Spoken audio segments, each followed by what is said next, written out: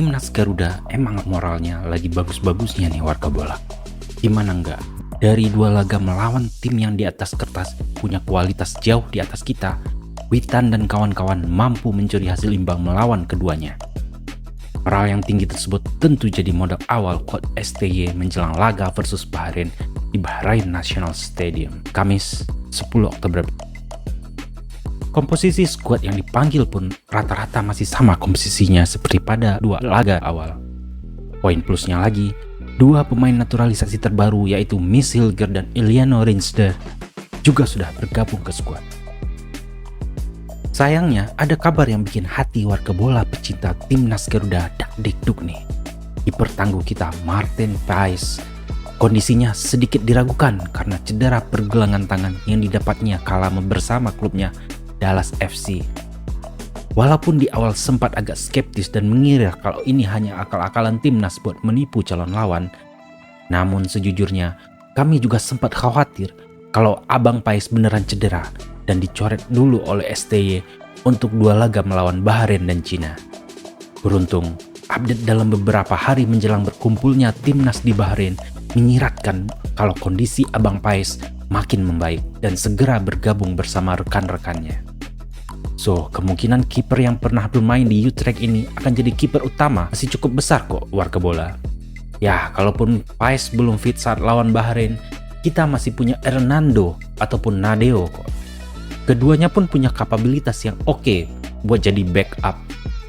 Kekhawatiran tentang cedera Bang Paes tadi gak cuma satu-satunya concern para pecinta tim Garuda.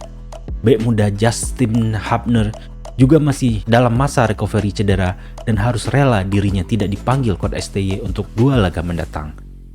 Slot untuk El Preman diberikan kepada pemain veteran Jordi Amat yang sudah beberapa laga absen.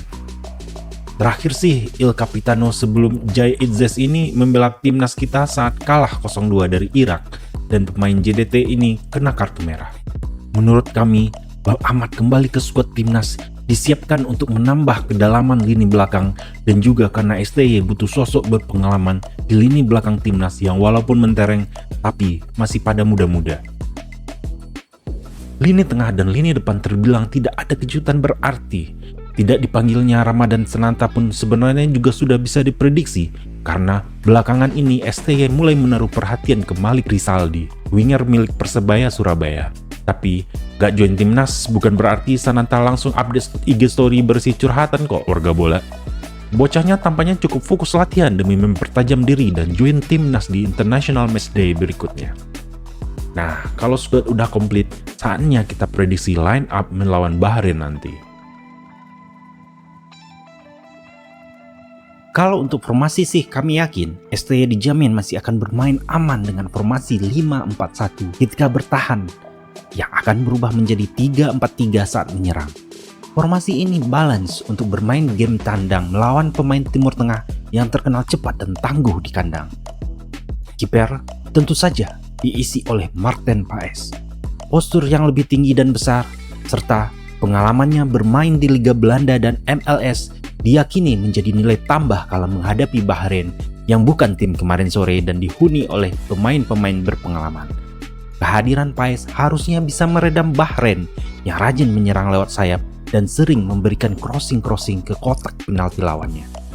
Lanjut. Trio bek tengah.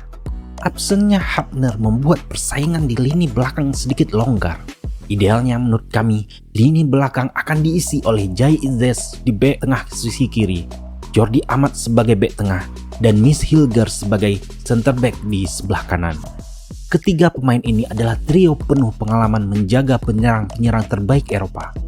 Di laga tensi tinggi melawan Bahrain nanti, jam terbang serta kemampuan bertahan mereka akan sangat berguna bagi timnas.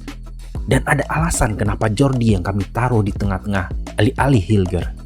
Hal itu tentu saja karena posisi center back kanan juga merupakan posisi natural sang pemain debutan itu. Namun juga kecepatan dan serta antisipasinya berada satu level di atas sang senior. Jadi mampu minimalisir kesalahan-kesalahan minor yang bisa berakibat fatal. Seperti kartu merah kayak lawan Irak misalnya. Andaikan trio ini benar-benar dipasang di starting line up nanti, maka warga bola penggemar Rizky Ridho harus bersabar dulu ya. Kemudian, di sisi kiri pertahanan kita punya Calvin Verdong, Au Angseng Hero. Agresivitas serta stamina yang kuat tentu dibutuhkan sekali kalah melawan Bahrain yang pemain sayapnya berbahaya. Di sisi kanan, Sandy Walsh masih jadi pilihan terbaik. Kemampuannya yang seimbang baik kala menyerang dan bertahan membuat slot back sayap kanan sulit direbut darinya, bahkan oleh seorang Asnawi Mangku Alam.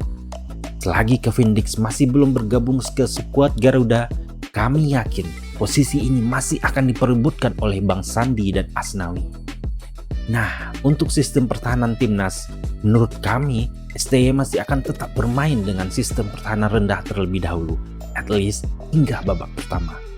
Sistem low block ini berfungsi untuk mematikan permainan sayap yang kerap dipertontonkan Bahrain. Apalagi para winger Bahrain seperti Ali Madan di sisi kiri dan Mohamed Mahun di sisi kanan terkenal cepat dan skillful. Lanjut kita ke barisan para gelandang.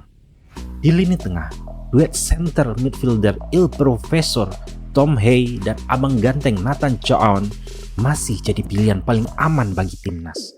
Tom Hay jadi dirigen alur serangan kita. Kemampuannya mengatur alur serangan serta bonus eksekusi bola-bola matinya benar-benar advantage bagi timnas. Sementara itu, Nathan sebagai gelandang yang lebih berorientasi bertahan juga punya daya jelajah serta tackle-tackle yang baik untuk memutus ritme serangan lawan.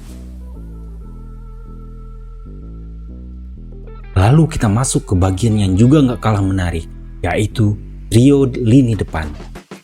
Satu tempat tentu sudah jadi milik Bang Haji, Ragnar Oratmangun, si sayap kiri yang terkenal ngotot dan berani berduel.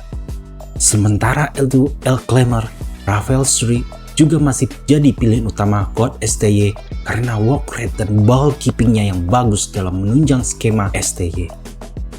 Nah, di sisi kanan baru ada dilema. STY bisa saja memasang Witan Sulaiman yang menjadi starter kala melawan Arab Saudi. Namun di posisi ini Indonesia punya pemain anyar, Eliano Reinsder. Iya, kami juga sadar kok warga bola, kalau posisi asli dari adik Tijani Reinders ini adalah bek kanan.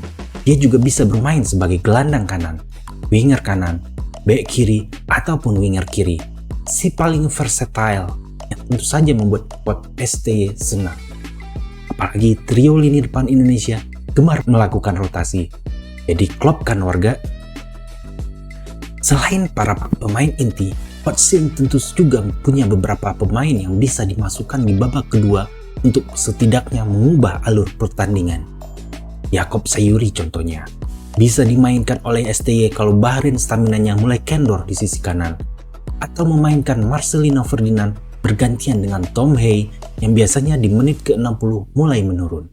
Kehadiran Malik Rizaldi di babak kedua juga bisa saja terjadi. Pemain ini punya gaya bermain dan postur yang tidak jauh berbeda dengan Eliano Reinsder. Selain itu, Bang Malik juga lumayan on form di Liga Indonesia, di mana dia mencetak 2 gol dalam 4 pertandingan terakhir. Nah, untuk posisi striker, Erling Hoki Caraka juga bisa jadi opsi andai El Clemmer mulai kelelahan berduel dengan bek Bahrain. Apalagi Hoki mulai menunjukkan perkembangan berarti setelah tren golnya terbuka di Liga 1. Cukup dulu soal timnas Garuda. Sekarang coba kita intip sedikit kekuatan Bahrain. Sekedar informasi juga buat warga bola. Kalau secara ranking FIFA, Bahrain saat ini berada di peringkat 76. Di Piala Asia tahun lalu juga mereka mampu lolos ke 16 besar. Dan bahkan memuncaki grup yang berisi Korea Selatan, Jordania, dan juga tetangga serumpun kita, Malaysia. Saat ini Bahrain ditangani oleh pelatih asal Kroasia, Dragan Talajic. Nama yang satu ini tentu saja awam di kuping fans Indonesia. Tapi beliau gak bisa dipandang sebelah mata. Dia sudah berkarir sebagai pelatih sejak 20 tahun terakhir. Dan mayoritas karirnya dihabiskan di sepak bola Timur Tengah. Mulai dari Liga Arab Saudi bersama Al-Ittihad, di mana dia meraih juara Asian Champions League. Selain itu, pria berusia 59 tahun itu sempat melatih di Liga Thailand bersama Muang Thong United selama 2 musim. Jadi, kami yakin Pak Dragan ini tahu kekuatan serta gaya bermain pemain Asia Tenggara. Apalagi sebagai pemain, beliau pernah berkarir di Tanjong Pagar United, salah satu klub Liga Singapura. Ya warga, kami juga baru tahu barusan kok ini klubnya. Sebagai pelatih, Dragan Talajic cukup saklek dengan skema 4 back, baik itu 4-4-2 ataupun sedikit variasi dengan 4-2-3-1. Dari skema ini, sisi kanan dan kiri jadi kelebihan sekaligus sumber serangan tim yang ditanganinya. Dalam konteks ini, timnas Bahrain ya. Dalam 2 match terakhir di grup C, 2 skema ini konsisten digunakan, walaupun mendapat hasil bak bumi dan langit, yaitu menang saat bertandang melawan Australia, namun justru dipermak Jepang 0-5 di kandang. Yang bisa kami lihat sih, Jepang benar-benar mempreteli sistem pertahanan 4 back Bahrain ini dengan umpan-umpan pendek serta rotasi pemain depannya yang benar-benar mobile. Sehingga para back dan gelandang Bahrain kocar-kacir. Coach Shin tentu mampu setidaknya mencoba hal yang sama dengan skuad Indonesia.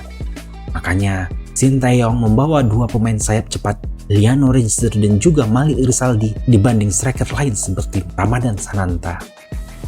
Tapi walaupun begitu, Bahrain tetap lawan yang perlu diwaspadai. Para pemain mereka dikenal punya jam terbang tinggi dan rekor Indonesia di bawah Coach STY versus tim Timur Tengah juga tidak begitu baik. Ada beberapa nama yang perlu mendapat perhatian seperti yang kami sebut di awal. Sayap kanan Ali Madan. Sayap kanan Ali Madan jadi salah satu yang perlu dikunci oleh Calvin Verdong. Kecepatan dan kemampuan menempatkan posisi di tempat yang tepat jadi senjata winger dengan tinggi 167 cm ini.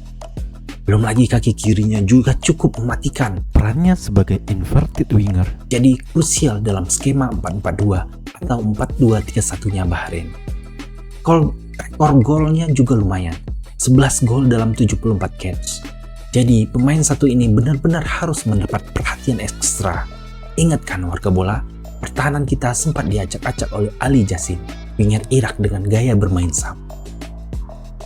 Dan Bahrain gak punya satu orang aja pemain dengan tipe ini. Mereka masih ada Homail Al-Aswad, pemain berusia 30 tahun yang berposisi asli sebagai gelandang serang ini. Belakangan lebih sering dipasang sebagai salah satu striker dalam skema Dragan Talajic. Sang kapten juga punya kelebihan dalam finishing. Makanya gak heran 12 gol udah dicetaknya dalam 90 caps-nya bersama Bahrain. Lalu ada Muhammad Marhun di sisi kiri. Berbeda tipe dengan Ali Madan, Mahrun lebih dikenal teknikal dan sering melakukan tusukan mengandalkan umpan 1-2 dengan rekannya di tengah. Selain itu, pemain klub Kuwait SC ini juga punya finishing layaknya seorang striker. Skor golnya juga berbahaya, 12 gol dalam 49 caps bersama timnas Bahrain. Ketika melawan Australia, tusukannya lah yang berbuah gol sematawayang timnas Bahrain. Ngomongin penyerang, Bahrain tidak seperti beberapa tim Timur Tengah yang cenderung mengandalkan striker dengan fisik tinggi besar untuk membongkar pertahanan lawan. The Reds lebih mengandalkan kecepatan dan kelincahan. Di lini depan, selain Homail Al-Aswad, biasanya Dragan Talajic memasang Mahdi Abdul Jabbar sebagai tandemnya di lini depan. Main dengan tinggi 175 cm ini dikenal lincah dan sulit di marking. Namun, tetap di bangku cadangan masih ada Hussein Abdul Karim yang punya fisik lebih tinggi dan bisa bermain sebagai penyerang atau gelandang serang. Untuk pemain sayap lincah, Bahrain juga masih punya Ibrahim El Khatal. Pemain muda penuh potensi ini sering dimainkan sebagai rotasi dari Muhammad Marhun di sisi kiri ketika sang senior mulai mentok. Gimana warga bola? Bahrain cukup bikin dak-dikduk ser nggak nih? Kami sih optimis timnas Garuda mampu pulang bawa kemenangan. Prediksi kami Indonesia menang tipis 1-0 atau 2-1. Warga sekalian punya prediksi lain nggak? Silahkan bahas di kolom komentar ya. Sekian dulu episode kali ini. Maxiball akan berusaha hadir memberikan preview dan prediksi laga-laga timnas ke depan. Makanya jangan lupa klik like dan subscribe. Kami pamit undur diri dulu ya warga. Forza Timnas Garuda. Ciao.